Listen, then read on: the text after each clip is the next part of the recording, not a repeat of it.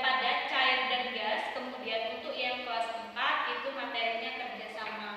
Nah, sebelum kita belajar, di sini Ibu mengajar di kelas 3 terlebih dahulu. Jadi untuk kelas 4 silakan diskusikan materi tentang kerjasama, diskusikan terlebih dahulu. Jadi nanti setelah Ibu selesai mengisi materi di kelas 3, baru Ibu membahas materi di kelas 4. Oke, di sini untuk yang kelas 3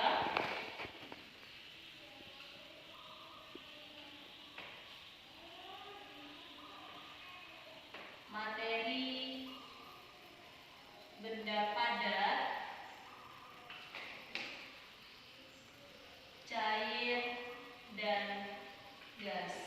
Oke, apa sih itu benda padat?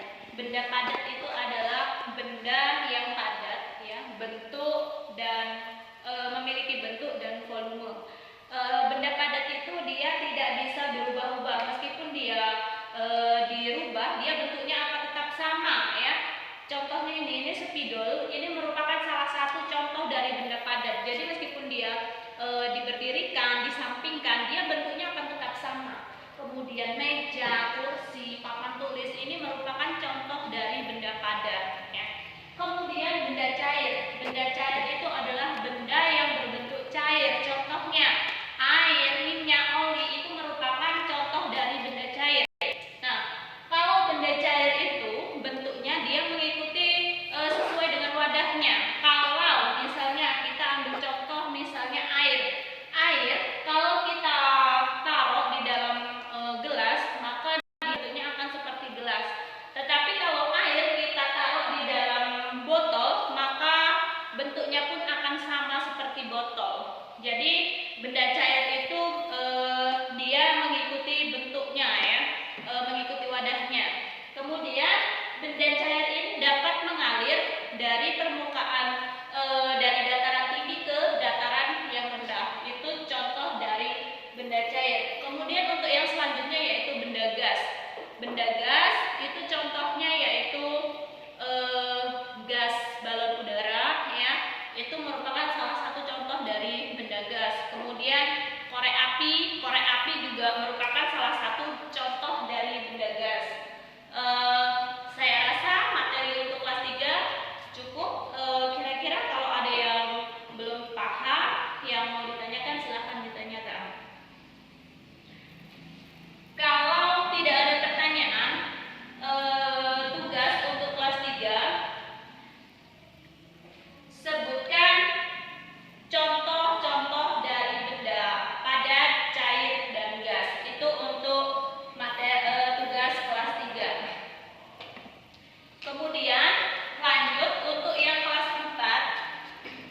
Kelas 4 ini materinya kerjasama.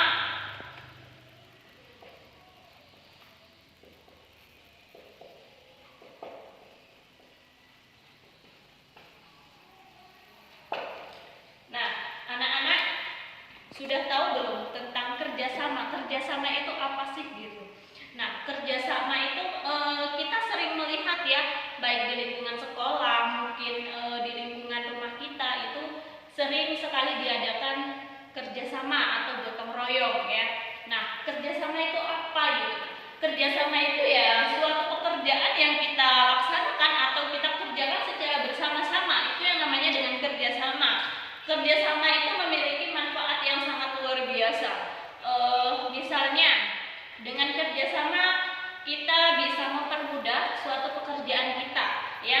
Yang misalnya kalau kita nyapu halaman sekolah ini, kalau kita kerjakan sendiri mungkin sehari baru selesai. Tapi dengan adanya kerjasama, ya, mungkin dari satu sekolahan ini dari kelas 1 sampai kelas 6 kita kerja bareng-bareng sejam udah selesai.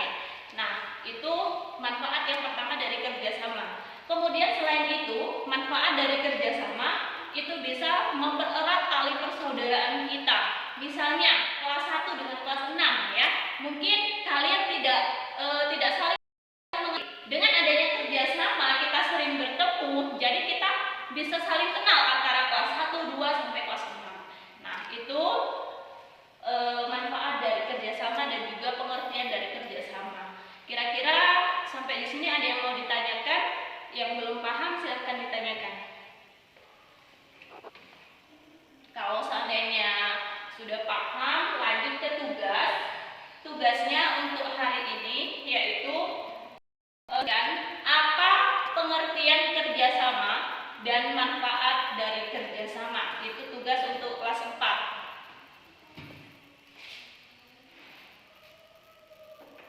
Oke, jadi di sini kesimpulannya ya. Untuk kelas 3, kesimpulan materi yang kita dapatkan hari ini yaitu materi dari benda padat, cair dan gas. Kemudian